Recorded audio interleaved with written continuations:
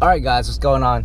Well, the 2018 Mercedes S63 has been announced at the Shanghai Auto Show, and I want to make the video to compare between the 2017 S63 and the 2018 S63 to see whether or not it's worth the wait and also the differences between the two cars.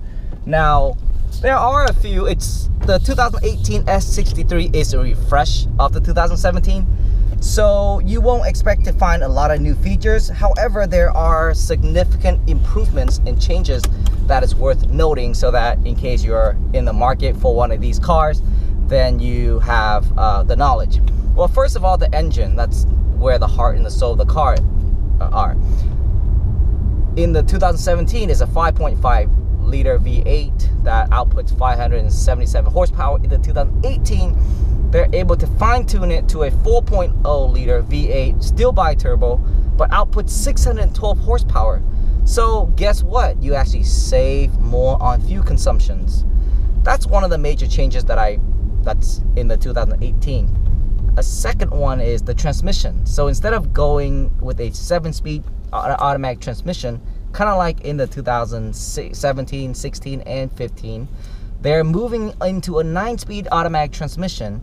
So supposedly that it's also going to help with fuel consumption as well. The front fender also has a bit of refresh, and also the headlight in the 2018 is a little bit different from the 2017 model.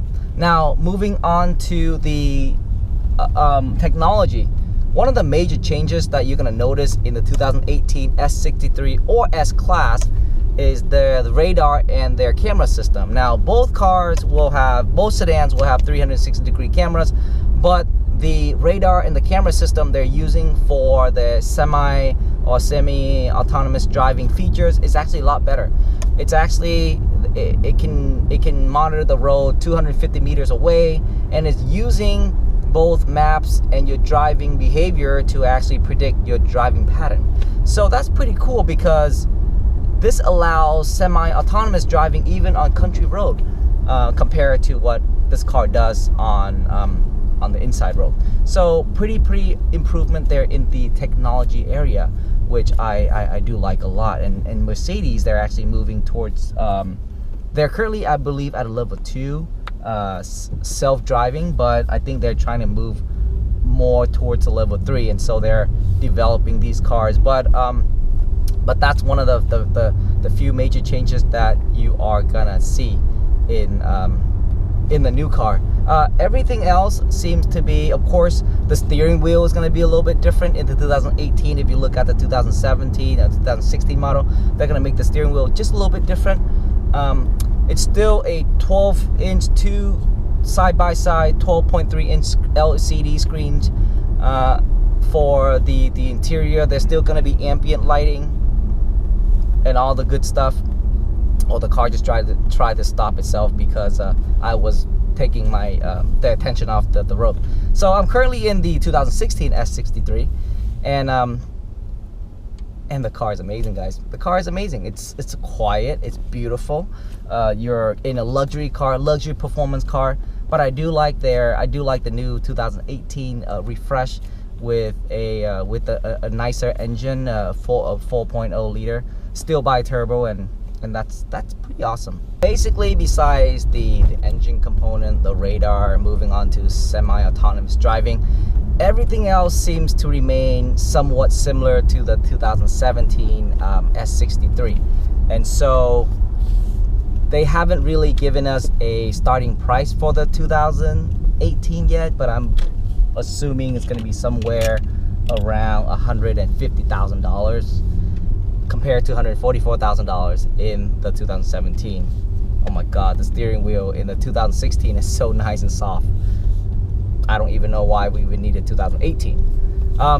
So if you're pressed for cash, should you wait for 2018 or stick with 2016 or the 2017? And my suggestion to you is just to get a 2016 or 2017, just because to change the minimal, you're getting what, 15 miles per gallon here, 23 miles per gallon on the highway. Oh, by the way, the 2017 has a start-stop mechanism, so the car will kind of stop itself when the engine's idle. I mean, the engine will stop when the car is not moving to save on fuel. Now in 2018, what they're doing is they're programming the system to shut off 4 cylinders. So the car is only cruising on 4 cylinders, especially when you're in comfort mode. And that's another way for them to save gas. So just a few tweaks here and there. At the end of the day, it's up to you. If you're using your car for tax purposes, yes, go ahead and get a new car. But if you're buying the car for comfort, for daily commute, for long distance commute, this car is perfect. Stick with the 2016 S63 AMG and save yourself some money. Well, that's all from me, guys. I will talk to you later. This is Ken for Cars and Technology.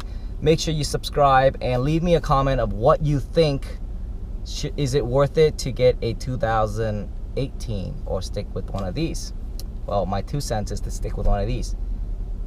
Economically, it makes sense. I'll talk to you later.